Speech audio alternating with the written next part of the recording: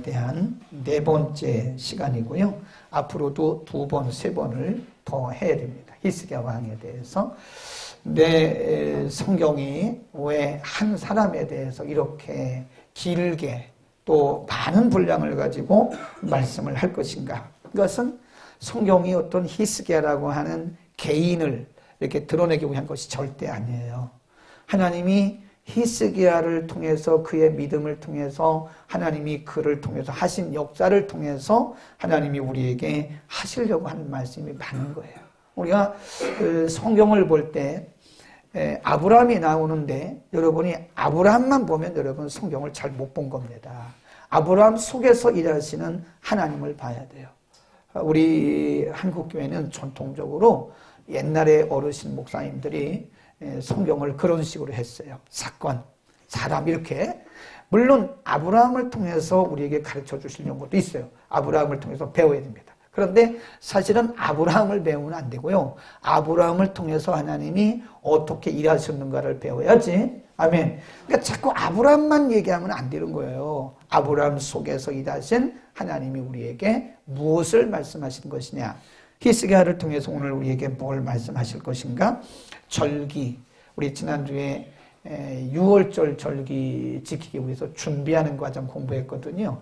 근데 오늘 한 번 더 그 이후에 6월절과 관련된 얘기인데, 그 히스기야가 왕이 되기 전에 그 부왕, 그 아버지 왕 때는요, 6월절이 없어요. 물론 그 이전 왕들도 6월절을 안 지켰어요. 제가 그때 뭐라 그랬어요? 우리가 중심이 하나님을 떠나면 예배부터 죽습니다. 예배가 없어요. 중심에 하나님이 떠나고 우리의 중심에 말씀의 영역이 약해지기 시작하면 제일 먼저 오는 현상이, 정상이 뭐냐? 예배가 없어요. 예배가 무시되어지고 예배가 약화됩니다. 그러니까 개인이든 가정이든 교회든 예배가 무시되어지고 예배가 등한시되어지고 예배에 영감이 없는 것은 이미 그 중심이 하나님으로부터 멀어졌다는 얘기예요. 만일 여러분 예배가 굉장히 부담스럽고 예배가 굉장히 지루하다. 그러면 분위기적인 것도 있겠지만 중요한 것은 여러분의 문제입니다. 여러분의 중심에 지금 하나님을 모시는 그 열정이 사그라지고 있는 거예요. 지금 히스기야가 그 6월절을 회복하기 위해서 준비를 합니다. 13절입니다. 30장 13절. 13절 시작. 백성이 무교절을 지키려 하여 예루살렘에 많이 모이니 심히 큰 회라. 무리가 일어나 예루살렘에 있는 제단의 향단들을 모두 제하여 기도로운 시내에 던지고, 그리고 거기까지 쭉 나가요. 6월절을 지키기 위해서 거기 보면 양을 잡고 그 다음에 향단을 다시 다 정리하고 사람들이 예루살렘으로 다 모이는 이런 아주 굉장히 바쁘게 어떤 일들이 진행되는 것을 보면 이게 내 마음대로 안 된다고요. 사람이 많든 적든 이게 사람이 뭐 합시다 해도 되는 게 아니에요. 뭐 하세요 한다고 되는 게 아닙니다. 하나님께서 마음을 감동시키지 않으면 백성들의 마음이 하나가 안 돼요. 거기 보세요. 그래서 12절에 이렇게 말씀해요. 12절 시작. 하나님이 또한 유다 사람들을 모아서 감동시키사 저희로 왕과 방백들이 여호와의 말씀대로 전한 명령을 열심으로 준행하게 하셨더라. 그러니까 히스기야가 리더잖아요. 리더, 왕이잖아요.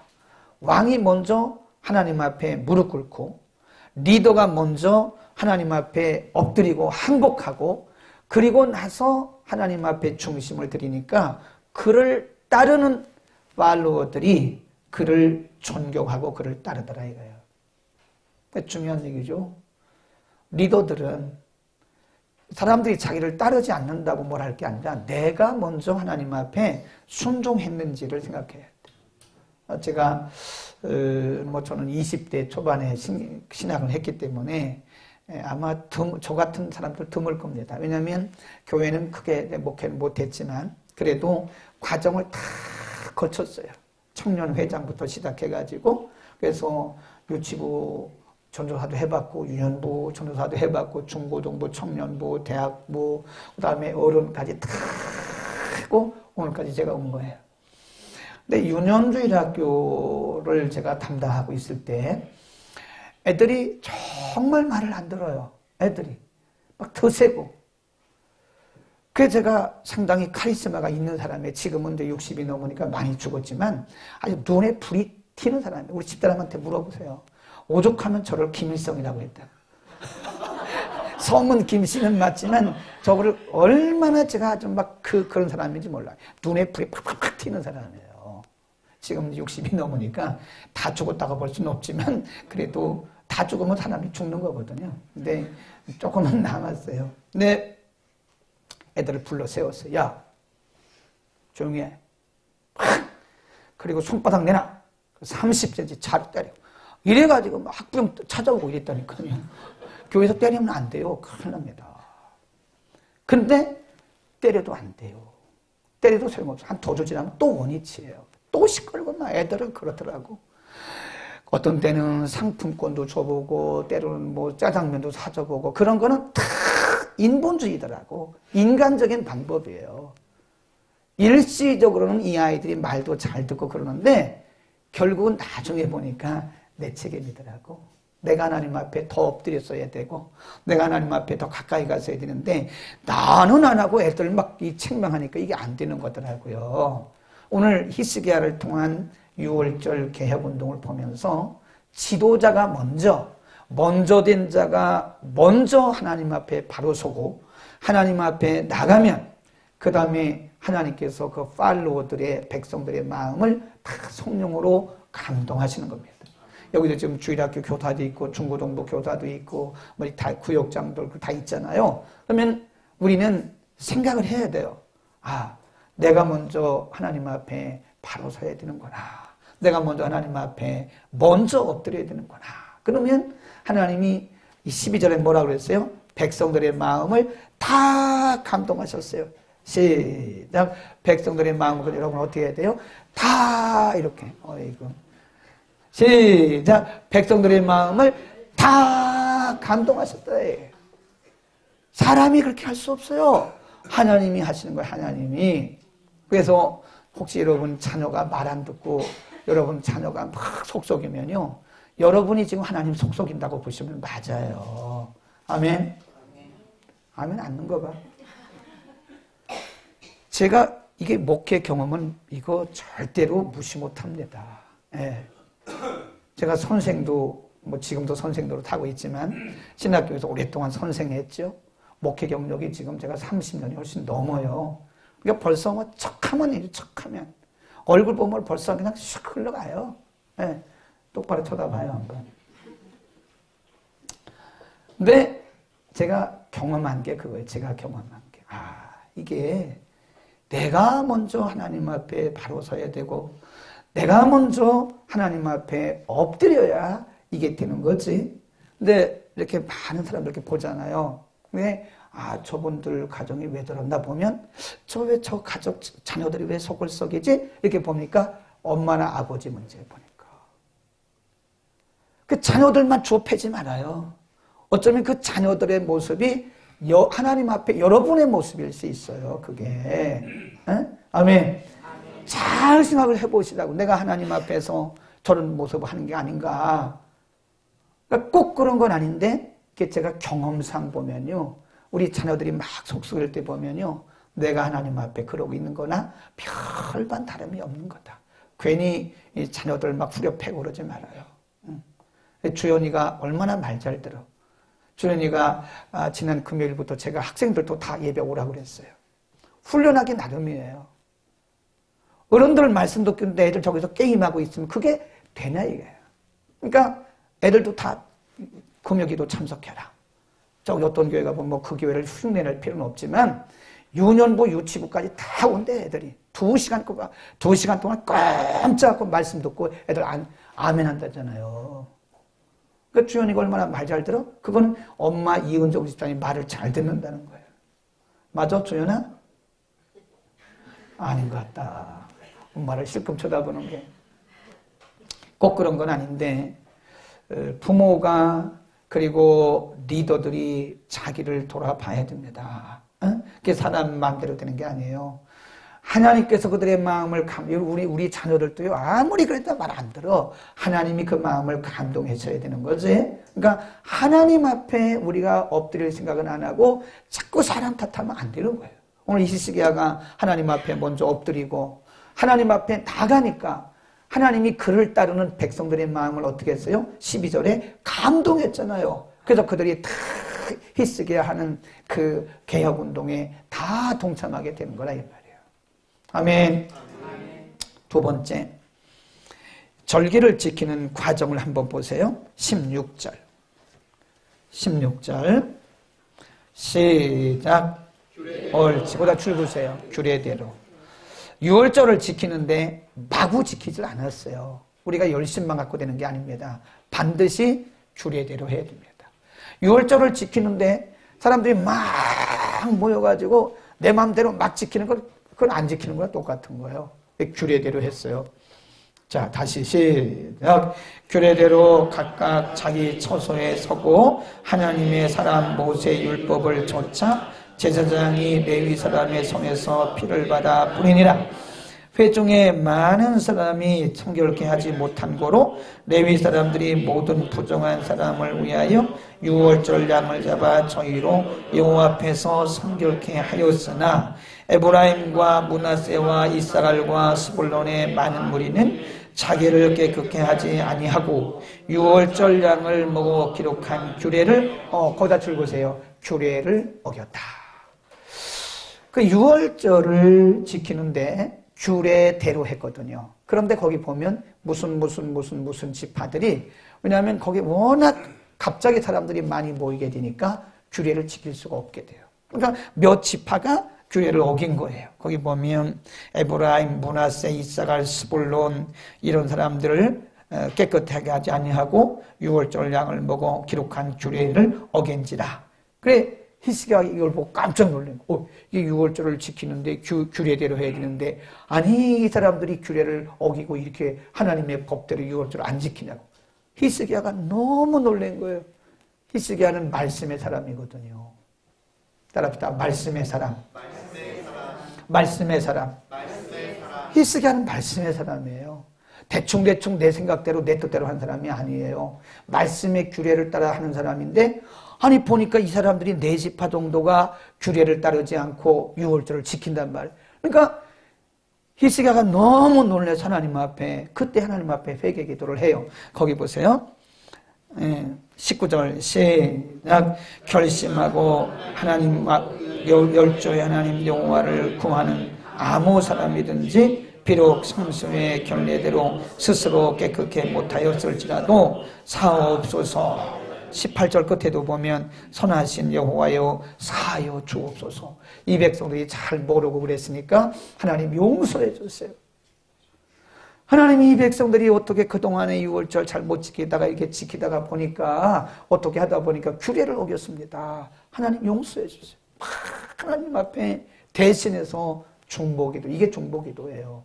하나님 앞에 대신 회개기도를 하는 거예요. 근데 그때 어떤 일이 있었나? 거기 보세요. 20절 시작. 여호와께서 히스기야의 기도를 들으시고 백성을 뭐 했대요? 거기다 이렇게 동그라미 해놓으세요. 별표 해놓으세요. 원론적으로 말하면, 원칙적으로 말하면 규례대로 해야 됩니다. 유월절은 규례대로 지켰고 또 대부분이 다 규례대로 지켰어요. 근데 일부의 사람들이 워낙 사람들이 많이 모이다 보니까 규례를 어기고 했단 말이에요. 자기를 다 정결하게 한 다음에 양을 잡아 바치고 그래야 되는데 그걸 안 한 거예요. 워낙 사람들이 많이 모이니까. 그러니까 이게 원칙적으로는 안 되는 겁니다. 근데 히스기야가 하나님 앞에 기도, 하나님 이 백성들이 이거 어떻게 하다 보니까 모르고 그렇게 됐습니다. 하나님 용서해 주세요. 그러니까 하나님 뭐라 그래요? 내가 너희의 죄를 사하노라 그래요. 이런 부분에서 우리가 잘 생각을 해야 돼요. 잘 생각을 해야 됩니다. 우리가 의도적으로 죄를 짓는 것은 하나님 앞에 죄입니다. 물론 우리가 모르고 지은 죄도 그것도 죄입니다. 그래서 우리가 하나님 앞에 회개할 때는 알고 지은 죄, 모르고 지은 죄 다 회개해야 돼요. 그러나 이런 경우도 있다는 거예요. 어떤 우리가 나중에 요한서신에 보면요, 그 죄의 그 멸망에 이르지 않는 죄도 있느니라 그런 말씀도 했어요. 이런 것들을 여러분 또 잘못 들어가지고 오용하면 안 됩니다. 하나님이 상황, 우리가 이거를 컨텍스트라고 그래요. 그 다음에 성경, 텍스트 그럽니다. 영어로 텍스트, 그 성경, 그거를 우리가 이제 본질 이렇게 얘기해요. 본질, 그리고 상황, 컨텍스트. 그러니까 예를 들어 물어보세요. 성령님께 여쭤보세요. 하나님은 우리 개인의 결단을 굉장히 중요시 여기는 거예요. 이해하시겠습니까? 우리의 결단, 누가 이렇게 말해주는 어드바이스 해주는 것은 우리에게 그냥 참고사항이야. 참고사항입니다. 그리고 우리 개인의 결단에 대해서 잘못이든 간에 잘못하면 하나님께서 벌하실 것이고 아니면 수정해 줄 것이고 하나님이 그렇게 하시는 거지.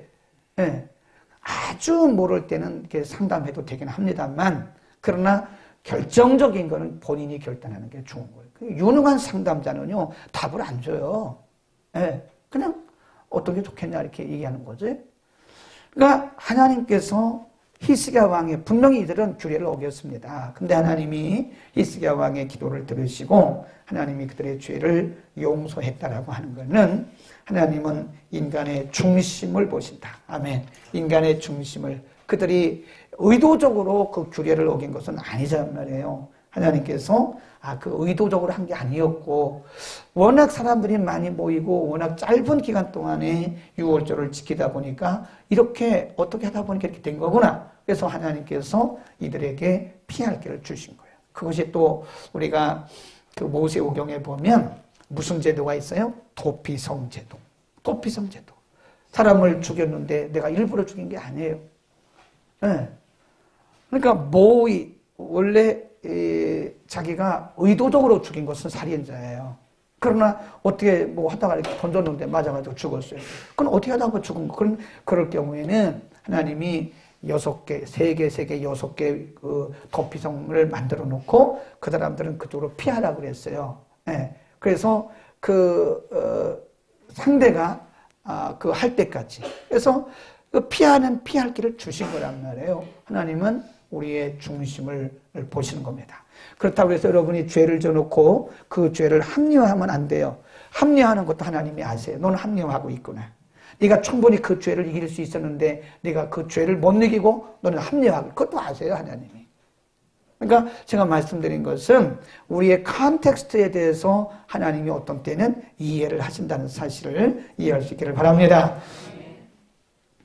마지막 6월절을 지키고 나서 어떤 결과가 있었나. 21 30장 21 시작. 예루살렘에 모인 이스라엘 자손이 크게 고다 즐거우세요. 크게 즐거워하며 7일 동안 무교절을 지켰고 쭉 내려갑니다.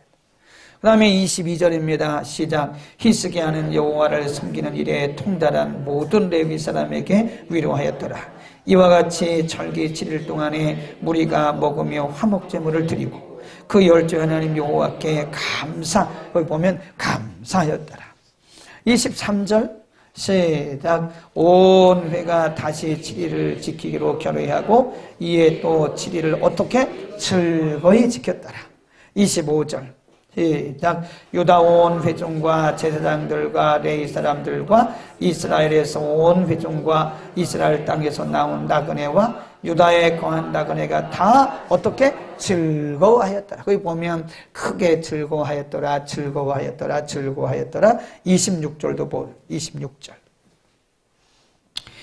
거기 줄긋습니다. 이 굉장히 중요한 결론입니다. 26 시작. 예루살렘에 큰 희락이 있었으니 이스라엘 왕 다윗의 아들 솔로몬 때로부터 이러한 희락이 예루살렘. 이거는 별 5개예요. 막 줄을 막 그어놔. 빨간 거. 이숙전산이 빨간 거를 막 그어놔요. 그리고 별 5개 써놔요. 솔로몬 이후에 이런 기쁨이 그 성에 없었다는 거예요. 잘 들으셔야 돼요.